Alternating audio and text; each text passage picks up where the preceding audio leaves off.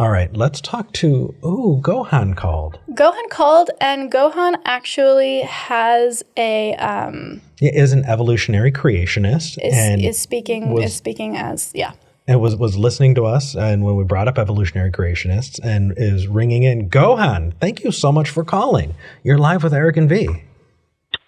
How's it going, y'all? Hey, doing well. Thank you for calling in. So did I absolutely ruin the description of evolutionary creationism the way you understand it, or give us some information here?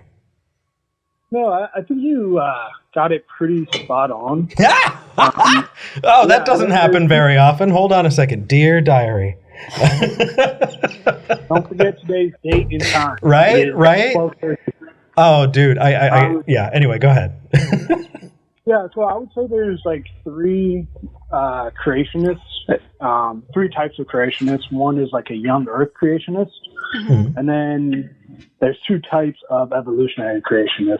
And you kind of got them correct. An analogy I usually use is like, have you guys ever watched Price is Right? Yeah. So there's that game, Plinko. If you imagine evolution being the game Plinko, the job to pass down the genes to the next generation, and the job is to pass the Plinko chip down to the hole you want. You can either try to like snipe it from the very top and have the perfect drop, knowing what's going to happen. You don't have to change anything on its way down. Or you can kind of cheat and maybe on its way down, push it a little bit more to one side or the other side to make sure it goes in the hole you want. Yeah. Right. And so, would that kind of be similar to how an evolutionary creationist might describe the influence of a creator god on evolution? Yes. At least on the origin of life, and most likely for evolution, And as far as I know, there isn't. I've listened to a lot of apologists on origin of life and evolution. Neither have I wouldn't say there's a preference for the sniping version or the guiding version. I'd say they're both pretty common. Well, here's my question. So let's look at the guiding version first. If I had two different universes, right? In one universe, you have evolution taking place naturally, and you have a version of evolution that is being nudged by a creator god. Is there a way that we can tell the difference? I would think that without a nudge, if it was just happening naturally, I don't think it would happen. Interesting. Okay. So I would say the fact that evolution did happen is evidence that there was a guide. That feels a little circular to me, doesn't it, though? If God, evolution happened this way because it couldn't have happened any other way, therefore it happened this way, feels like not a great structure to an argument. It would be if I started with a God premise first, but if I just start analyzing the evidence and seeing how evolution happened and seeing that there is a need for an intelligent guide, that's not circular. That's basing the need off of the evidence. Okay, so and you might not agree the evidence points that way, but the argument isn't circular. We might disagree where the evidence goes, but let's say for the sake of argument that this creator god decided today that they were going to go out for a pack of cigarettes and never came back home. Would evolution stop after today? That would kind of depend on if it's like a sniping creator or a pushing the Plinko chips. I'm on the nudging one. Do you think the nudging? Then yes, I would say that would make evolution stop. Interesting. Okay, so from my understanding, that piece of small changes in allele frequency over time actually explains that part. Yeah.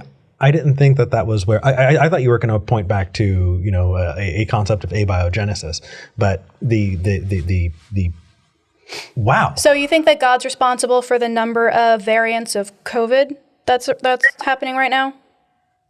In the end, yeah. I mean, Not in the He's end, like responsible for, physically involved. Like not like in the end. You're saying that if God left, evolution would stop. That would include variants of COVID.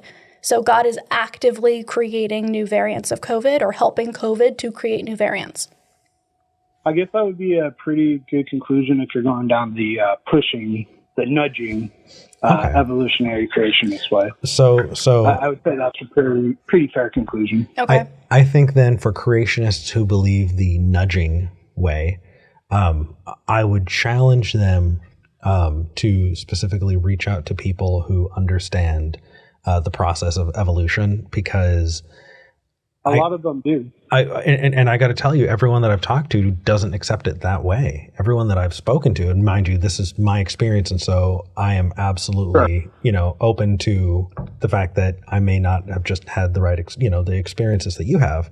Sure. But everyone that I've spoken to that was a believer that went with evolution and understood evolution kind of gets that once you have the process, it goes on its own. And they have always pointed back to the abiogenesis piece. And so I think that that's the same as the sniper piece. So could we take a second and talk about that other one?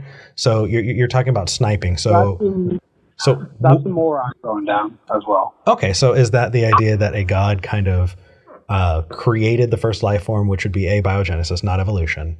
And then once you have that abiogenesis, that spark of life, then the process of evolution would be that Plinko chip running its own way down, that you don't need a God kind of hands-on the entire way, but that you had to have that kind of start. Is that about right?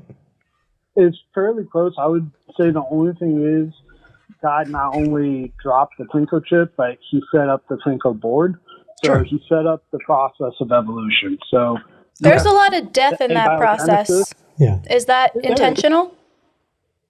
I would say you'd have to look back to fine tuning.